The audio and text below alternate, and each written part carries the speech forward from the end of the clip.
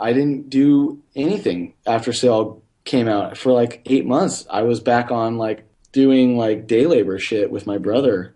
Around that time, met Bruno Mars because my wife took the photos for his first like press packet before he was anybody. I was unemployed and she was like, "You want to come and shoot B-roll?" I said, "Sure." And I came down there and this guy was there. It was Bruno Mars and he was wearing this little fedora and I was wearing this jean jacket and he was vibing the jean jacket and like between shots he came up to me and he was like, "Dude, let me buy that jean jacket off you." He's like, "Can I buy it off you?" I said, "No, man, this is my favorite jean jacket. This thing fits me perfectly." And he said, "Well, let me wear it." So I let him wear it for the shots.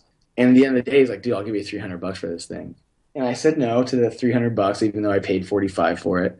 And I cut together the B-roll from that day, and I worked with this guy, Nick Billardello, who's a creative director at Atlantic, with the video footage that I had.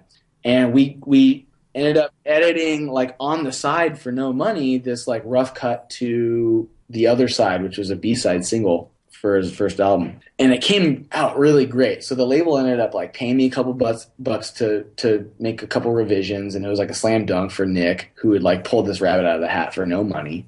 And they had this content for a kid who didn't have any content, you know, Bruno Mars. They hadn't done any music videos for him yet. And I remember Nick calling me. He's like, "Oh, we fucking crushed it, dude. He's about to shoot his first huge music video for a song called Just the Way You Are." He's like, I'm lobbying hard for me and you to co-direct it.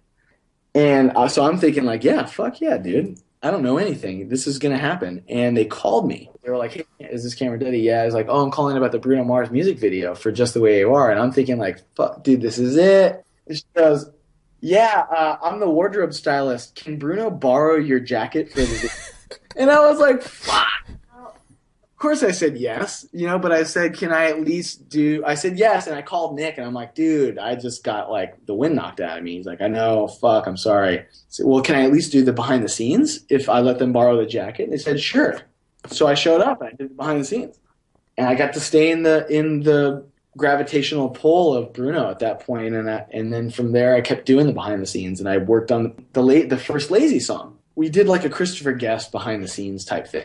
Got everyone to talk shit about each other in these candid interviews. I even got David Saslow, now the GM of Atlantic Records, then the head of video commissioning, to talk shit about Bruno, and everyone's talking shit about each other. It was this funny, like, you know, joke that we all had played on each other and done, and it came out really cool. The behind the scenes was really funny. And then a month later, I got a call, and his manager called me and said, "We're not going to go with that first video.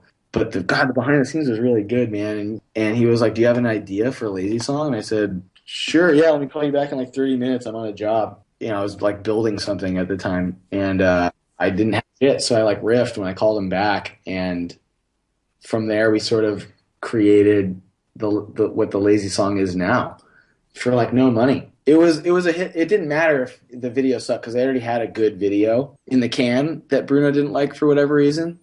So this was just like, you know, this was a shot in the dark to maybe hopefully try to make something that was different and better to Bruno, you know. And we did the Dancing Monkeys thing.